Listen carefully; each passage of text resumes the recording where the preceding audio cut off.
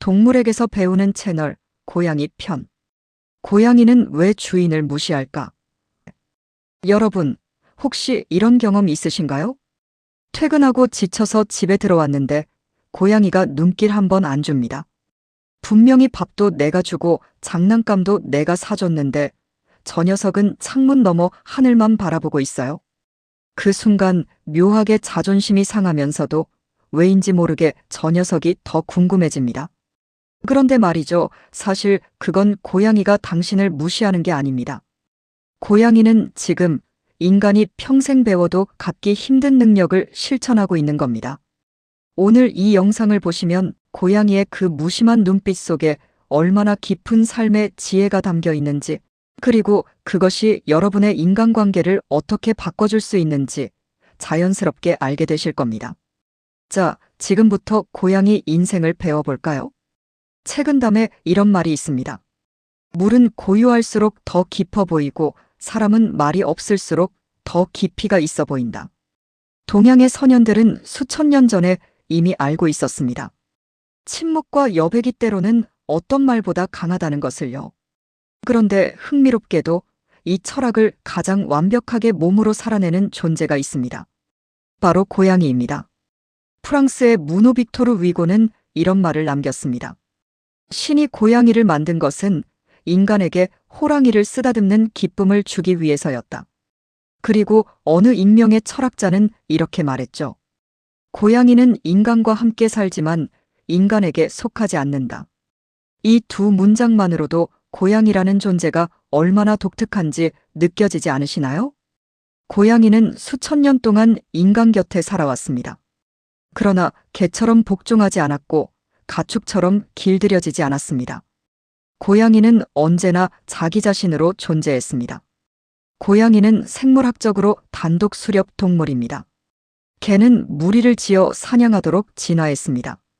그래서 개는 본능적으로 무리의 눈치를 보고 리더에게 복종하며 혼자 있으면 불안해합니다. 반면 고양이는 혼자서 조용히 사냥하도록 진화했습니다. 무리가 없어도 살아남을 수 있고 혼자서도 완전합니다. 그렇기 때문에 고양이는 태어날 때부터 자기만의 영역을 갖습니다. 고양이가 집 안 곳곳에 머리를 비비는 행동, 혹시 보신 적 있으신가요? 그건 애정 표현이기도 하지만 동시에 영역 표시입니다. 고양이는 자신의 냄새가 묻은 공간 안에서만 진정한 안정감을 느낍니다. 낯선 환경에 갑자기 던져지면 먹지도 않고 숨어버리는 이유가 바로 이것입니다. 여러분은 자신만의 영역이 있으신가요? 물리적인 공간만이 아닙니다. 감정의 영역, 시간의 영역, 에너지의 영역 말입니다. 우리는 너무 자주 남의 요청에 내 시간을 내주고 남의 감정에 내 에너지를 소진하고 남의 기준에 내 삶을 맞추며 살고 있지는 않나요? 고양이는 그러지 않습니다. 고양이는 분명한 경계선을 긋습니다. 그리고 그 경계선이 있기 때문에 가끔 다가올 때의 그 온기가 더욱 진합니다. 고양이를 키우는 분들은 압니다. 부르면 올 때도 있고 부르면 외면할 때도 있습니다. 안으려 하면 도망가고 내버려두면 슬그머니 무릎 위에 올라옵니다. 이 행동을 두고 많은 사람들이 말합니다. 고양이는 도도하다. 차갑다. 제멋대로다. 하지만 동물 행동학자들은 다르게 해석합니다. 고양이의 이 밀당은 사실 신뢰 형성의 방식이라고요. 고양이는 상대가 자신에게 강요하지 않는다는 것을 확인했을 때 비로소 마음을 엽니다. 억지로 잡으려 하면 할수록 더 멀어지고 여유 있게 기다리면 스스로 다가옵니다. 이것은 인간관계에서도 그대로 통합니다. 책은담은 이렇게 말합니다. 너무 촘촘한 그물에는 고기가 걸리지 않는다. 여백이 있어야 비로소 무언가 담긴다. 집착하면 떠나고 내려놓으면 돌아옵니다. 고양이는 이 진리를 말 한마디 없이 몸으로 가르쳐 줍니다.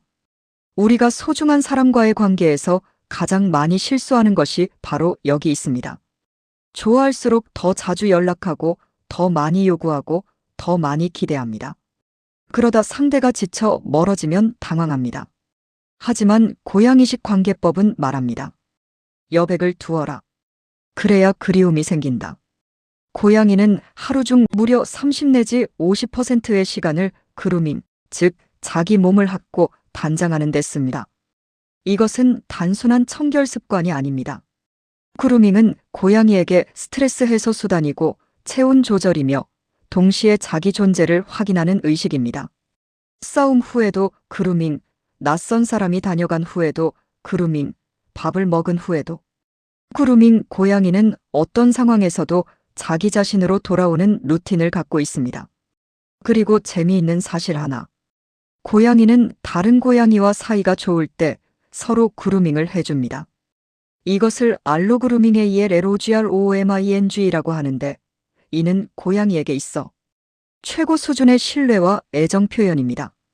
즉, 자기 자신을 잘 돌볼 줄 아는 존재만이 타인도 진심으로 돌볼 수 있다는 것입니다.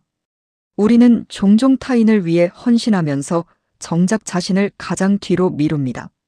밥도 제때 못 먹고 잠도 줄이고 쉬는 시간도 미루면서 나중에 나를 돌볼게라고 말합니다.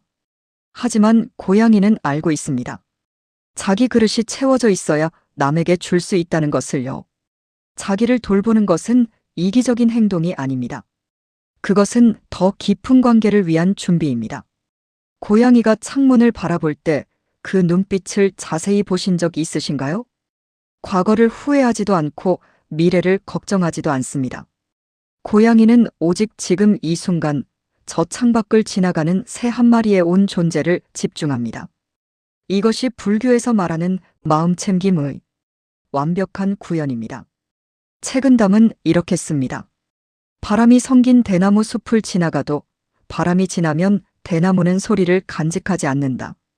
기러기가 차가운 연못 위를 날아가도 기러기가 지나면 연못은 그림자를 붙잡지 않는다. 군자는 일이 오면 마음이 움직이고 일이 가면 마음도 비워야 한다. 고양이는 이것을 철학책 없이 스승 없이 그냥 살아냅니다. 기억하십시오. 지금 이 순간이 여러분에게 허락된 유일한 시간입니다. 자, 잠깐 웃고 갈까요? 어느 날 고양이가 일기를 썼습니다. 1월 1일 오늘도 집사가 내 밥을 10분 늦게 줬다. 화가 났지만 참았다. 대신 소파를 긁었다. 1월 2일 집사가 내 배를 만지려 했다. 세 번째 시도에서 손을 물었다. 적절한 경고였다. 1월 3일 집사가 슬퍼 보였다. 이유는 모르겠지만 무릎 위에 앉아줬다. 집사가 울었다. 내가 해결한 것 같다. 웃으셨나요? 그런데 이 짧은 유머 속에 고양이가 주는 인생 철학이 다 들어 있습니다.